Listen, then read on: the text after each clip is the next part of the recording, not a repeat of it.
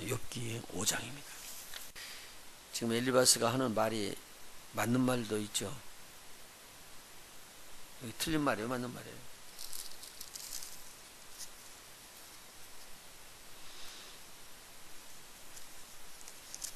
여기 17절 같은 말들은 볼지어다 하나님께 징계받는 자에게는 복이 있나니 그런즉 너는 전능자의 경책을 없이 여기지 말지어다. 이말 맞는 것 같죠? 형벌하고 징계하고 다르죠. 여기서는 징계라고 이야기했습니다. 징계는 고치기 위해서 때리는 매라고 보면 됩니다. 형벌은 죄를 주고 정죄해서 그렇게 멸하는 것을 말하는데, 여기에서는 징계를 받는 자라고 이야기했기 때문에 굉장히 옳은 말을 하고 있습니다. 그래서 하나님께서 경책할 때 없인 여기지 말라는 말이고요. 18절에 보니까 하나님은 어떻게도 하시고요, 아프게도 하시다가 싸매시며 상하게 하시다가 그 손으로 고치시나니, 맞는 말이죠. 제가 나중에 성경을 찾아드릴게요. 이런 부분은 다 맞는 말이에요, 의외가. 그런데 여기서 지금 4장에서는 무슨 말을 하냐면, 내가 지금 죄가 있다면 그 죄를 가지고 하나님 앞에 지금 숨겨놔도 하나님은 그걸 드러내서 내가 지금 이 고난당하는 모든 것들을 다 드러나게 할 것이다. 그러니까 실질적으로 말하면 욥이 잘못했다라는 거예요. 네가 지금 숨겨놓은 죄가 있다라고 그 이야기를 계속 좀 해주는 거거든요. 그래서 5장 1절에 보니까 이런 말이 나왔거든요. 내가 부르짖어 봐라. 그럼 너에게 응답할 자가 있겠느냐? 없다. 그 말입니다. 그러면 네가 지금 부르짖어도 응답지 못한다는 것은 이것은 뭐가 있다는 소리예요? 죄가 있다는 말입니다. 하나님의 손이 짧아서 구한치 못하는 게 아니라 너희 죄가 하나님과의 사이를 냈다는 거예요. 지금 이 내용이 지금 욥에서 욥에게 말하는 이 엘리바스의 말이 상당히 타당한 말입니다. 우리가 하나님 앞에서 죄를 범하면은 뭐가 안 된다고 그랬죠? 기도에 응답이 없어요. 딱 막히고요. 지금 그 이야기를 해주는 거예요. 그러니까 너희가 거룩한 자 중에 내가 누구에게로 향하겠느냐? 어느 거룩하신 분도 네가 지금 이야기했던 내용을 듣지 않을 것이다. 왜냐하면 네가 숨겨놓은 죄가 있기 때문에. 그걸 드러내라 이거예요. 지금요, 욥에게요. 엘리바스가 하는 말이에요. 네가 좀 숨은 죄가 있기 때문에 지금 이러는 거 아니냐? 그리고 이야기합니다. 여기 지금 욥이 어떤 고난을 당했죠? 제일 처음에 당한 고난이요? 재산을 잃었죠. 두 번째는요? 자녀를 잃었죠. 제가 말씀드렸습니다. 이 자녀를 잃으면 굉장히 힘들 텐데 자녀가 하나가 아니고 몇 명이나 잃었어요? 하루아침에 10명을 다 죽임당했잖아요. 그러니까 이 자녀에 대해서 상처가 엄청 큰데, 이 자녀 죽고 재산 없애는 것이 결국은 뭐 때문에 그랬다고 이야기한 거예요? 네가 죄 때문에 하나님께서 그래요. 내가 지금 죄를 밭갈고 죄를 심었으니까 그게 죄가 자라서 그렇게 나온 것인데, 숨어있는 그 죄를 지금 회개하지 않을 테냐? 그 말로 지금 추궁하는 것입니다. 그 내용을 3절 4절에 이야기를 한 거예요. 한번 보실까요? 3절이요. 내가 미련한 자의 뿌리 박는 것을 보고 그 집을 당장에 저주하였노라. 그 자식들은 어떻게 해요? 평안한 데서 멀리 떠나고, 그럼 네 자식 죽었다 그 말이죠. 성문에서 눌리나 구하는 자가 없으며 절대 네 자녀들이 잘못된다. 그러니까 그게 지금 숨어있는 죄 때문에 그렇다라는 말입니다. 추수한 것은 줄인 자가 먹되 가시나무 가운데 있는 것도 빼앗으며 올무가 그의 재산을 향하여 입을 벌리느니라. 네가 가지고 있는 모든 것에서 다 이런 엄청난 일들이 일어난다라는 것을 이야기해 주는 거예요.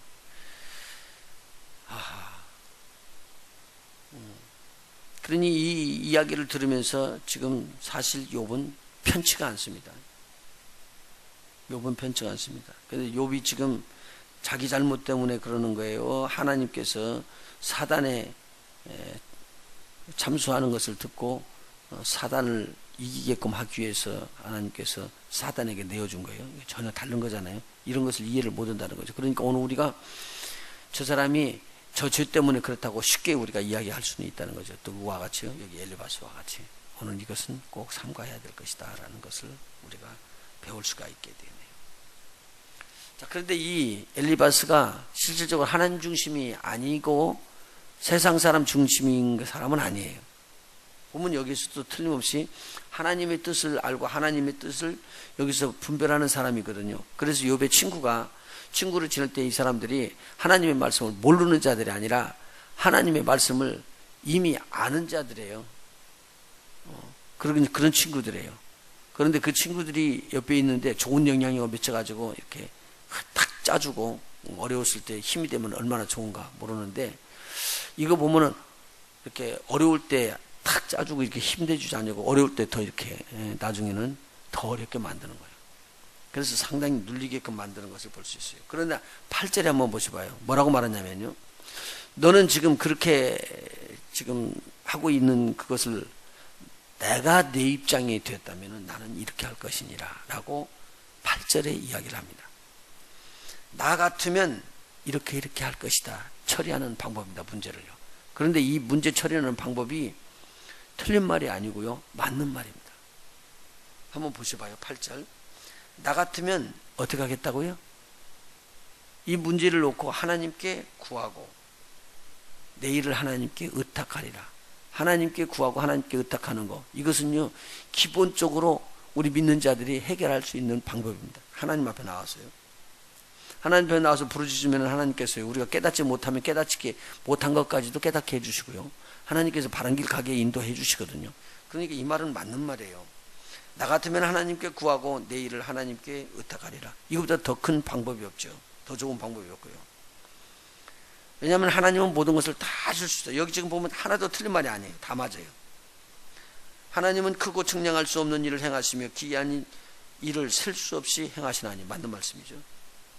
비를 땅에 내리고 물을 밭에 내보내며 낮은 자를 높이 드시고 슬퍼하는 자를 흥기시켜 안전한 곳에 있게 하시느니라. 다 맞는 말이에요.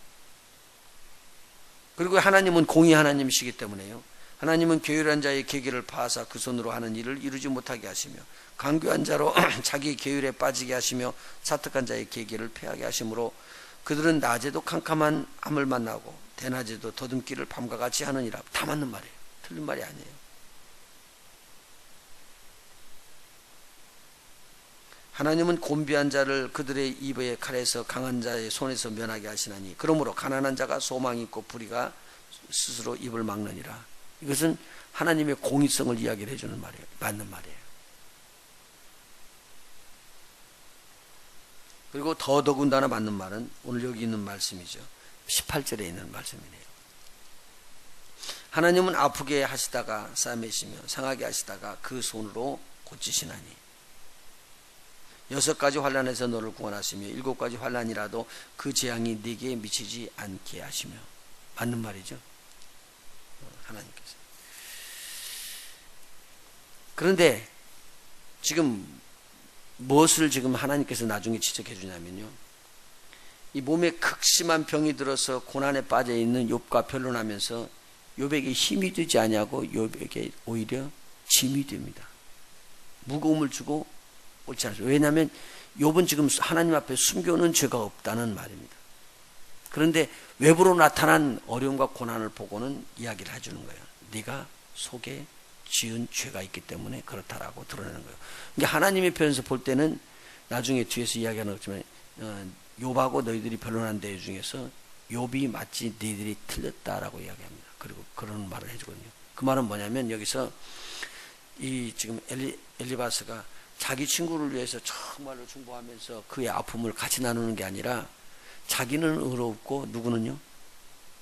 지금 욥은 죄인이고 라고 이렇게 정죄하는 부분입니다. 자, 오늘 그 다음에 하나 살펴볼 거거든요.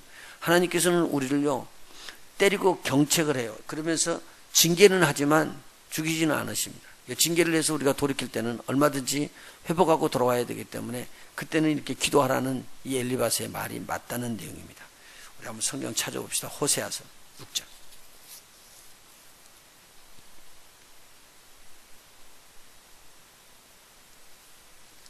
호세아서입니다.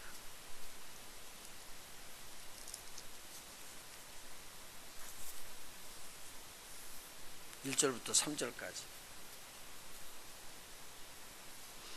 우리 함께 같이 읽어볼까요? 호세아서 6장 1절부터 3절입니다. 같이 읽습니다. 오라 우리가 여호와께로 돌아가자.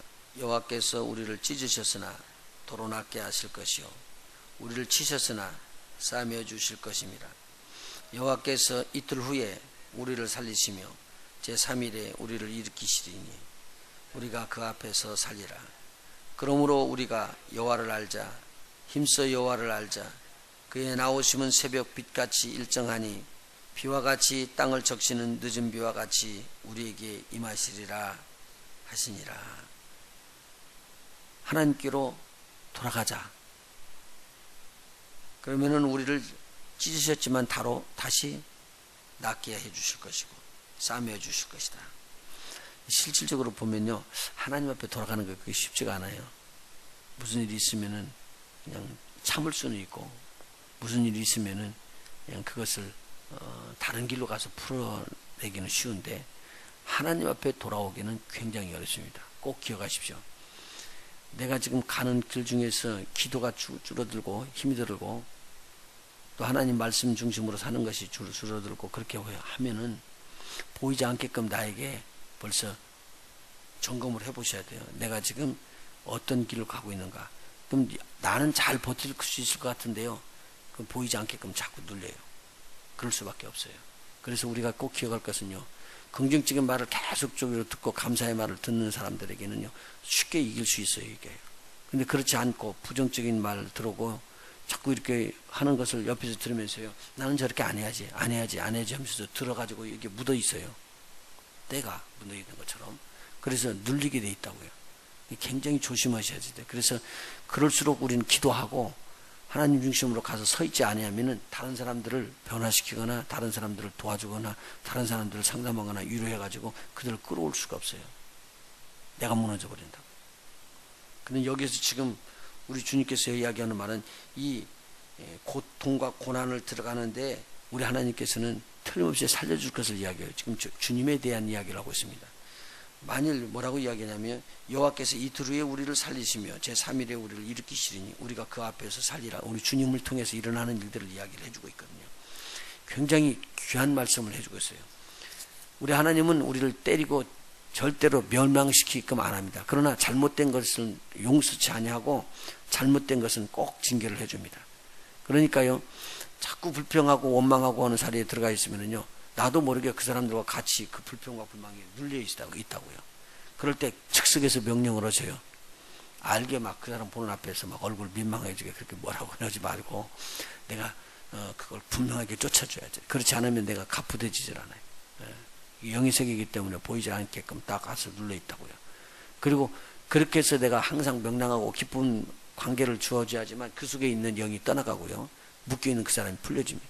그렇지 않으면 내가 묶여있기 때문에. 오늘 이거 귀한 말씀을 한번 보시면 좋겠어요. 자, 이사야서 30장 하나 더 보십시다. 이사야서 30장.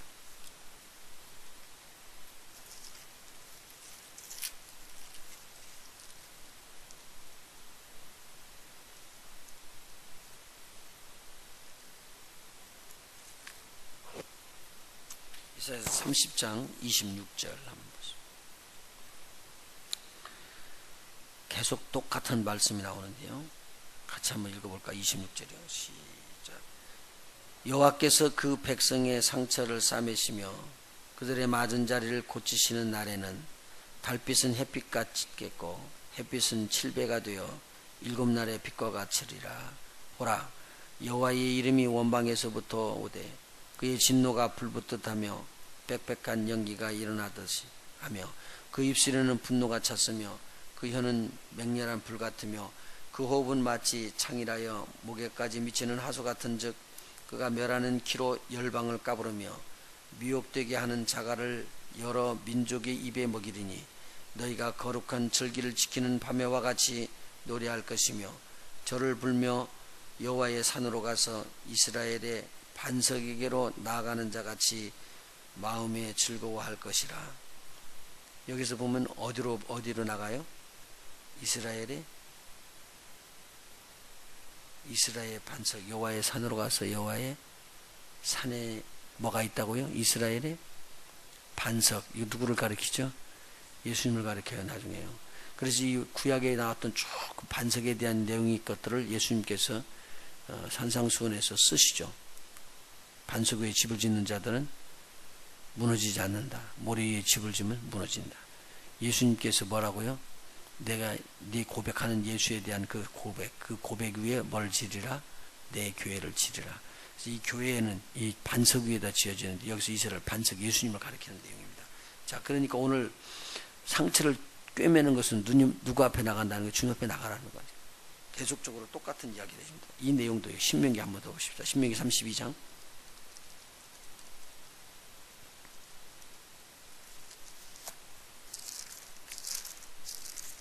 신명기 32장.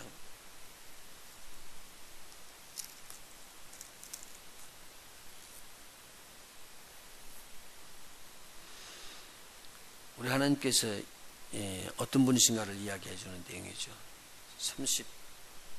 32장 39절 보십시다.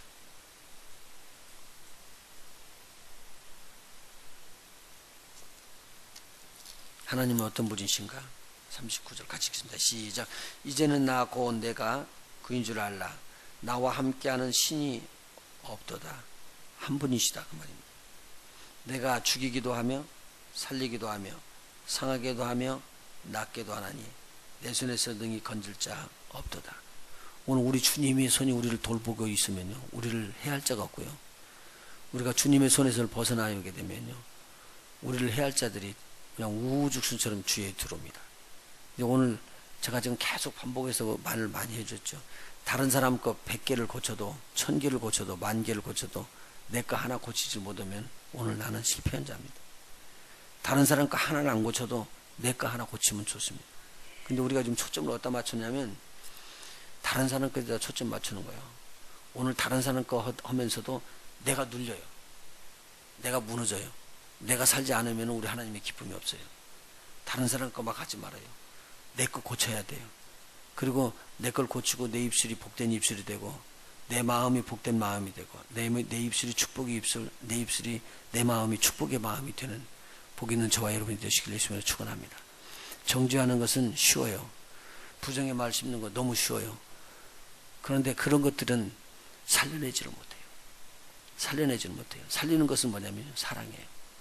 그래서 오늘 우리 주님께서는 뭐라고 하냐면요, 내가 때리기는 때리지만 사랑으로 때린 것이라는 걸 알려주기 위해서 싸맨다는 거예요. 때리고 그냥 흩어서 죽이려고 그러는 게 아니라 때려놓고 싸매면서 내가 너를 사랑한다는 걸 알려주는 거예요. 그래서 우리는 사랑이 없으면 죽는 거예요. 근데 하나님께서는 우리 사랑으로 우리를 구원해 주시고 사랑으로 우리를 계속적으로 베풀어 주기 때문에 책망해 가지고 막 두들겨 패면서도 이것 갖고는 안 되는 걸 주님이 아신 거예요. 하나님. 그래서 우리를 싸매면서 사랑으로 끌어안아 가지고 그 사랑으로 치유하시기를 원하거든요. 그러니까 막 형벌을 받고 막 맞고 비난을 받고 난 다음에 위로를 받지 못하고 치료를 받지 못한 사람들은 그냥 그 자리에서 쓰러져 버리는 거예요. 근데 오늘 우리 주님은 때리시고 뭐 하시고요? 싸매주시는 하나님. 우리가 뭐라고 하고 징계를 했지만 그래도 끌어안고 감싸주고 살아갈 수 있는 그러한 마음들이 우리에게 있기를 또 예수 이름으로 축원해 드립니다. 오늘 하루 여러분의 심령에 하나님의 평강이 임하시고 하나님께서 기뻐하시는 놀라운 힘이 넘치기를 예수 이름으로 축원해 드립니다. 기도하십니다.